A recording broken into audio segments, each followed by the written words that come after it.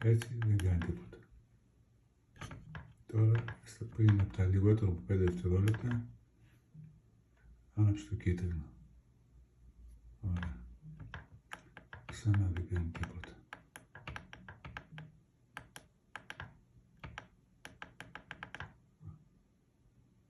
Δύο, τρία, τέσσερα. Πέρασαν τα 5. Έχουμε πράσινο, δεν κάνει τίποτα.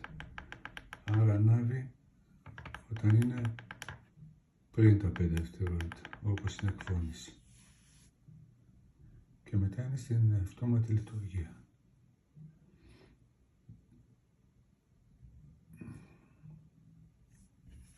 Και αποτέλεσμα του.